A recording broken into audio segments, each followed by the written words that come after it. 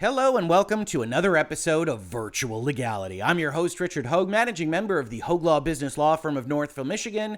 And yes, we have another update to the Activision Blizzard, what can only be realistically called a saga at this point. If you haven't been following it with us since the beginning, Activision's being sued by 2 agencies, investigated by 2 more, and since last Tuesday when the Wall Street Journal issued a bombshell article about what Bobby Kotick, the CEO of Activision, knew and when, what he did and what he didn't do, the story has continued to spiral against the video game publisher. Most recently, at least prior to this video, with Sony PlayStation head Jim Ryan actually talking internally to his employees about how disappointed he is with Activision and saying that he is moving against Activision in some currently inchoate fashion. Now, more has happened since that video. In fact, more was happening as I taped that video, and a lot of you have asked me questions about it, which I intend to address as part of this video. But before I do, I want to mention that this channel, these videos, are supported by viewers like you through Patreon, through other mechanisms,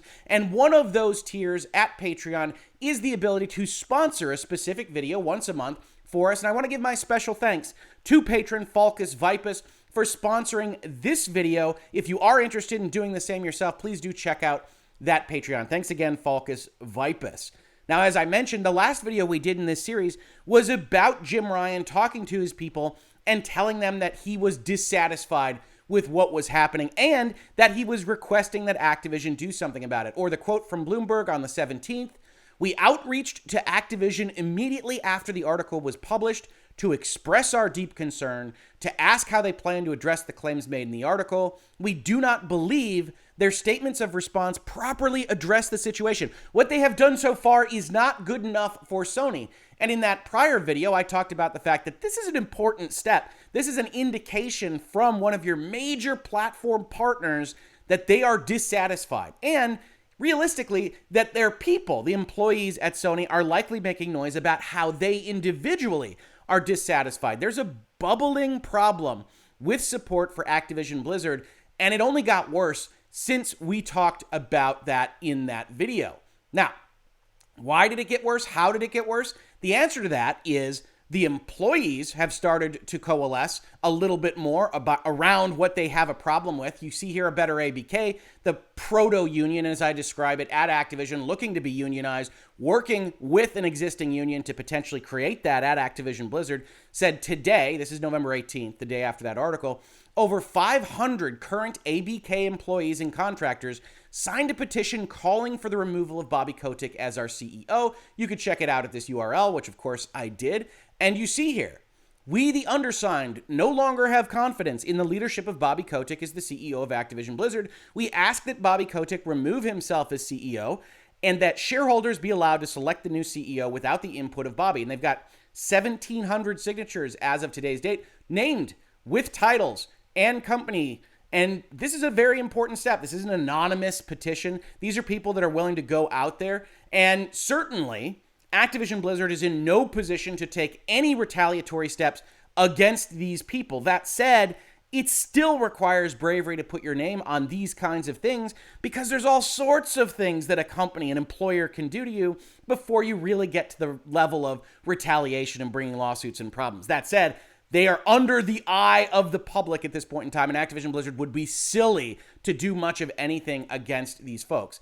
I also want to point out that this petition is at least somewhat erroneous, and this isn't really their fault. They're not talking to corporate lawyers when they make this, in that they request that shareholders be allowed to select the new CEO without the input of Bobby. As we talked about in these videos, the shareholders elect the board selects the CEO. So this is realistically about potentially asking for a board change, or if Bobby Kotick does resign himself, asking for some kind of additional input on the part of the shareholders, which in all likelihood wouldn't happen for purposes of something like this. But the idea of the petition is understood enough, even if ultimately the shareholders never elect a CEO in a publicly traded corporation. This is a big deal. 1,700 signatures, 9,500 people at the company. These can be verified against the employer roles, and this continues to spiral upwards towards either unionization or potentially big problems on an internal level at the company. Following up on that, you have other partners that have taken active steps. And I find this one to be pretty important. From Girls Who Code, An update on Girls Who Code's partnership with Activision Blizzard. Girls Who Code has partnered with Activision Blizzard on our summer immersion program since 2018, but we have decided to end our partnership. Our priority has and always will be to stand up for women and other underrepresented groups in tech and ensure that they are given the support and stability they need to actively thrive as they pursue a career in computer science. A laudable goal. And they have problems with what Activision Blizzard now represents as a company, that they continue to be hit by these articles. They continue to, according to these partners, not take steps that are appropriate to actually fix the issues. There's a general notion from all of these statements, including from the employees, that Activision is seen as effectively trying to sweep these under the rug, trying to get past this moment of crisis as quickly as possible. I can't say I blame them for that characterization, but this is what happens when you are seen as doing that. Girls Who Code has been partnered with them for at least 3 years. And why do I think this is so important? Well, if you remember how the EEOC settlement is framed, if you remember how Activision has been talking about the money they intend to put at things like having a priority of standing up for women and other underrepresented groups in tech, you realize that Girls Who Code is really putting their money where their mouth is. Look at the EEOC settlement agreement, which isn't agreed to yet because the state of California is intervening against it. But out of the $18 million that Activision Blizzard has set aside, the way this fund works, a portion of it was set to go to distribution to charitable organizations whose mission involves advancing women in the video game and technology industries or promoting awareness around sexual harassment and gender equality issues. Whatever wasn't claimed was going to go in part to this and in part to the DI fund at Activision. And so Girls Who Code knows this. They're not silly. And they know that they were in line to get potentially millions of dollars from Activision Blizzard. If you look at this description of who's going to get this money, and you look at the fact that Girls Who Code has been involved with Activision before all this happened, then they were, of course, one of the most likely to receive portions of this fund, portions of the funds that Activision Blizzard has already said they're going to start adding to the pie, again, in order to try to get better press out of all this, sure. But Girls Who Code is an organization, like every charitable organization, that of course needs money to operate. And they are saying, no, we are not willing to take that money from Activision Blizzard. So more than anything else that has happened, I consider this to be some of the more significant because their tilt, their bias was exactly against this kind of activity. They were set to make money off of continuing to be partnered with Activision Blizzard, and they said, no, that's too much for us to actually live with based on our mission statement. I got to tell you, I respect that because it is going to cost them dollars coming in their door. But the reason you're all here is really what happened after this, and that's that not only did Sony talk, not only did Jim Ryan talk to his own employees, Xbox boss Phil Spencer, as reported here in IGN, told his team that he's evaluating all aspects of our relationship with Activision Blizzard and making ongoing proactive adjustments following the latest reports detailing sexual harassment and discrimination at Activision. As reported by Bloomberg, and the reason I didn't use the source here is that Phil actually talks directly to IGN, which we'll see in just a second. Spencer sent an email to staff saying he is disturbed and deeply troubled by the horrific events and actions, which you can see mirrored, of course, in what Sony said the day before.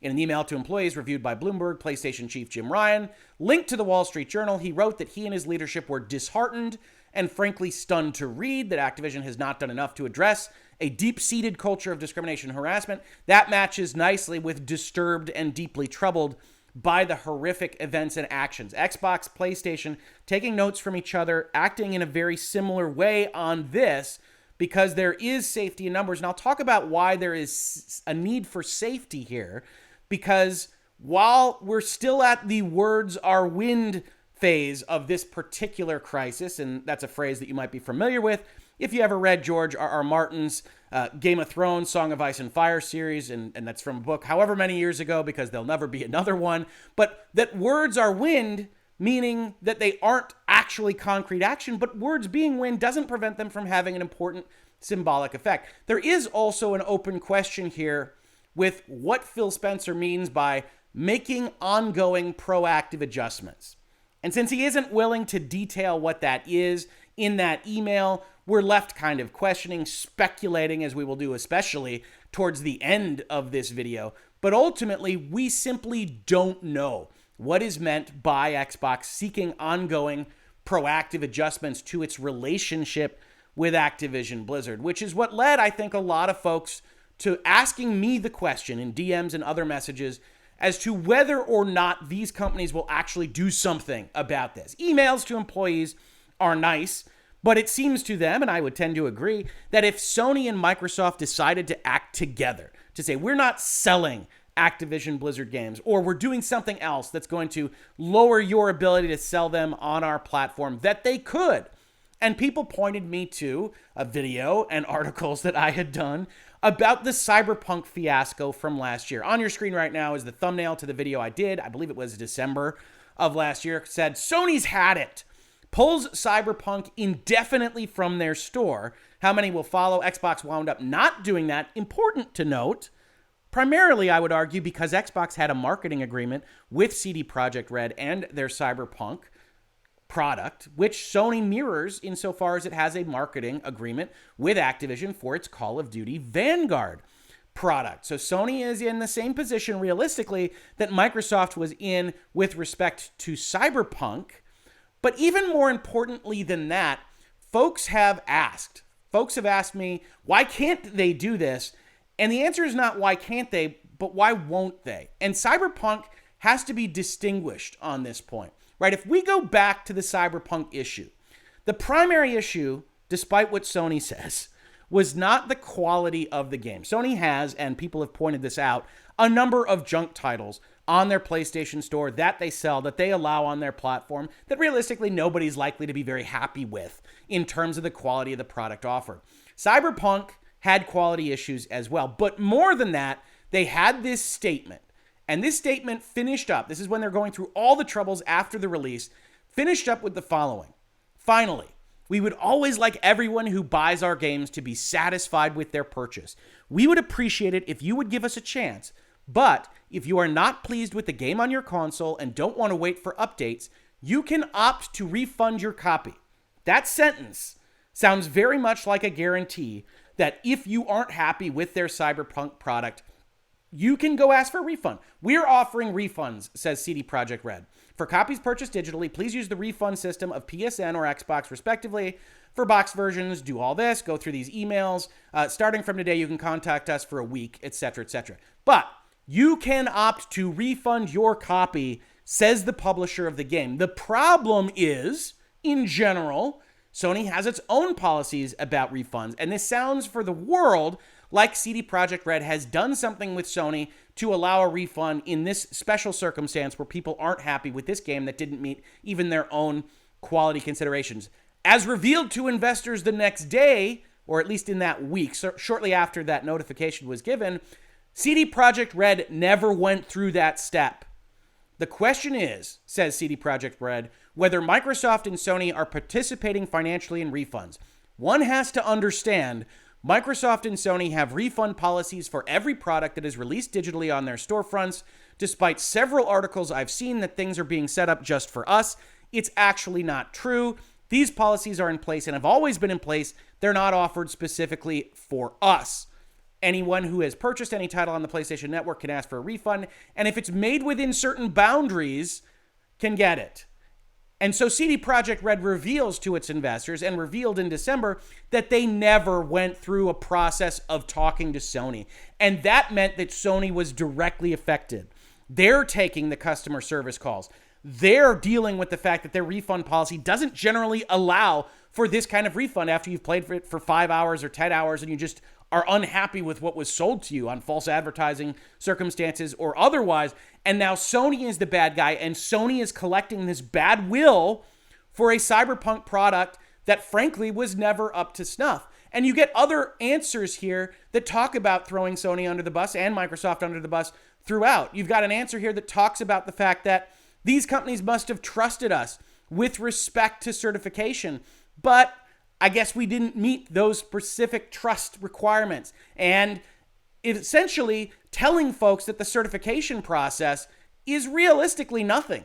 that if you're a big publisher, Sony and Microsoft are saying, yeah, okay, you'll fix it, that's fine, and we'll approve your gold copy because you promised that it'll be fixed, and exposing these companies, Sony especially, who's not in a marketing deal with them at the time, to negative inference about what they're actually doing when they promise quality on their platform. So that's what leads to all of this.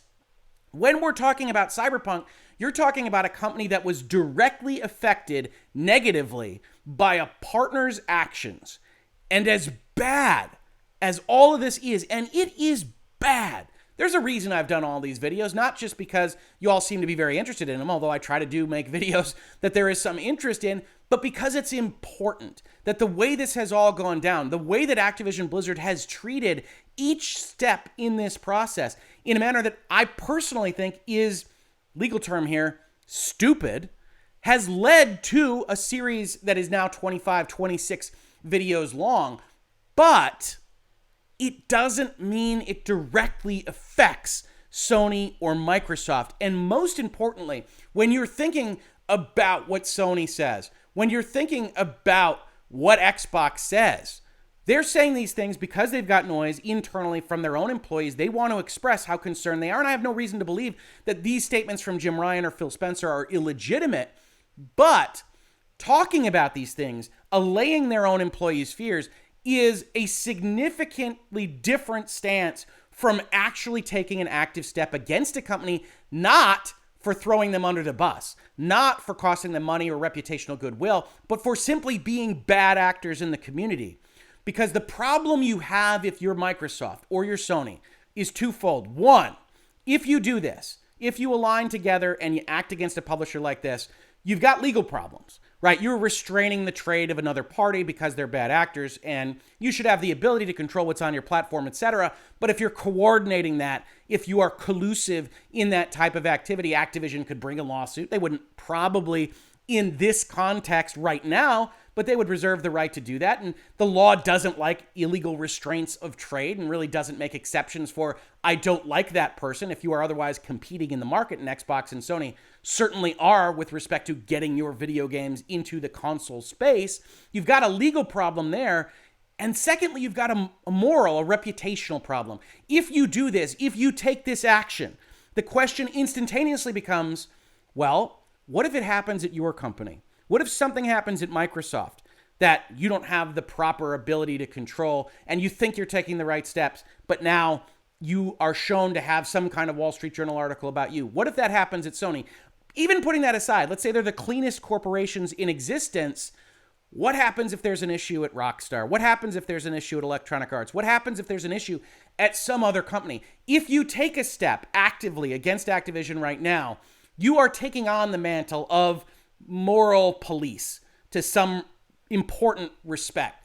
And Microsoft and Sony are both generally going to be unwilling to do that. That doesn't mean they won't take ongoing proactive adjustments. I would be surprised if we get more detail there, but I would love to get it. That doesn't mean that they're not disheartened and stunned and all the things they're telling their employees.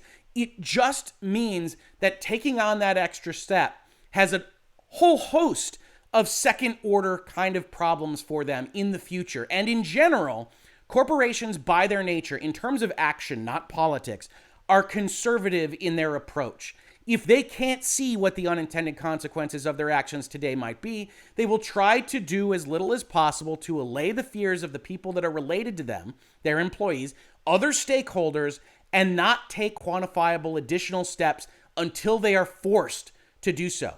Now, Activision Blizzard is quickly forcing more and more of its partners to evaluate whether they need to do so because of these continuing articles, because of their responses, because of what's happening with all of this.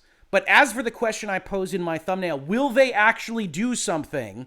It will require another step down the ladder for Activision Blizzard. In my opinion, before they take a more proactive step than simply leaving these notes, confirming them for IGN, letting them out in Bloomberg. And it's important to note that all of these things are getting leaked throughout. So these are all vetted for release to IGN and Bloomberg and elsewhere. But it will take that next step of crisis, next problem at the company before those partners really put public pressure by doing something on Activision Blizzard.